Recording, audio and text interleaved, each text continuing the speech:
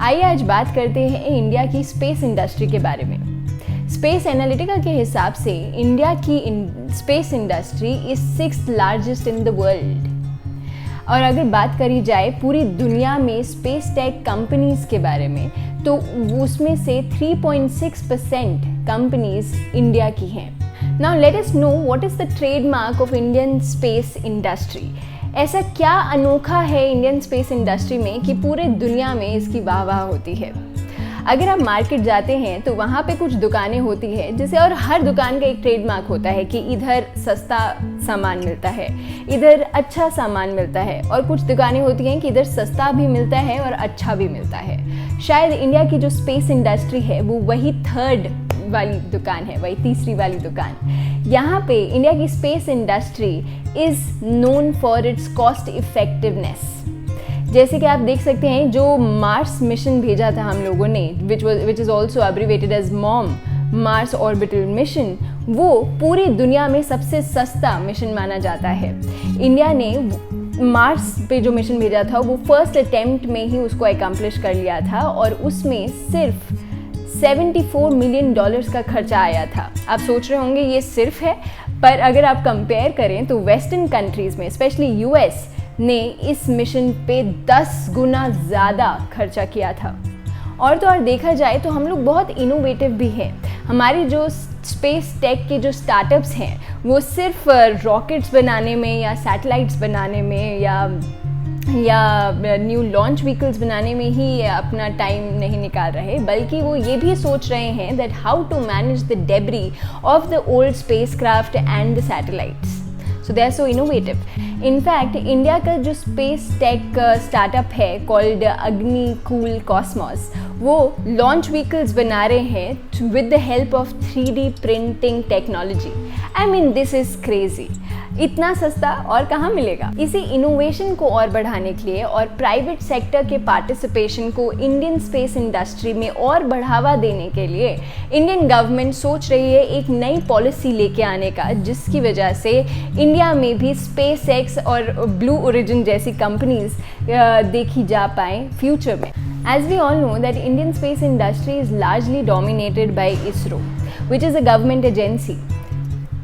कोई रॉकेट बनाना हो, कोई सैटेलाइट बनानी हो, पड़ोसी देशों की सैटेलाइट्स को सस्ते में ऊपर लॉन्च करना हो, लॉन्च व्हीकल्स बनाने हो, गगनयान जो भेजना है, चंद्रयान भेजा हो, या आप कह सकते हैं जो हमने मॉम मिशन अकम्प्लिश किया, वो सब इसरो ने ही तो किया है।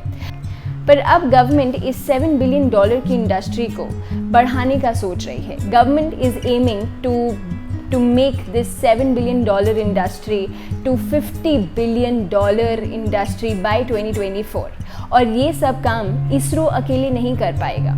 इस गोल को एकम्प्लिश करने के लिए इसरो को ज़रूरत होगी और आइडियाज़ की, और इनोवेटिव आइडियाज़ की, और फंडिंग की ज़रूरत होगी, और ये सब इसरो अकेले नहीं कर पाएगा।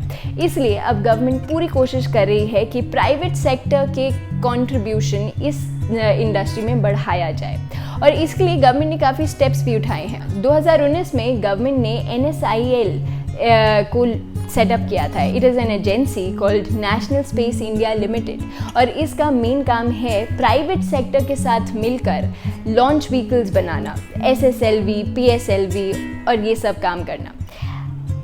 और फिर 2020 में गवर्नमेंट लेके आई इन स्पेस क्या है, आप सब लोगों ने सुना होगा। ये भी एक एजेंसी है which is also working as a regulator and as a bridge between ISRO and the private entities. जैसे आप समझ सकते हैं कि In Space will work as a monitor of a class. एक क्लास है जिसमें सब प्राइवेट एंटिटीज़ हैं, और उसका एक मॉनिटर है, वो है इन स्पेस, एंड वो जितने, और टीचर उस क्लास का है इसरो। तो स्टूडेंट्स को जो भी प्रॉब्लम होगी, उनको कुछ मटेरियल चाहिए अपना प्रोजेक्ट अकम्प्लिश करने के लिए, कुछ एक्सपर्टीज़ चाहिए, कुछ एसेट्स चाहिए, कुछ प्रॉब्लम सॉल्विंग टेक्निक्स को जानना है, तो वो सब बताएंगे इन स्पेस को, और इन स्पेस बताएगा इसरो को। फिर इसरो उन सब की हेल्प करेगा। तो it will work as a bridge between the students and the teacher, that is the private entities and the ISRO.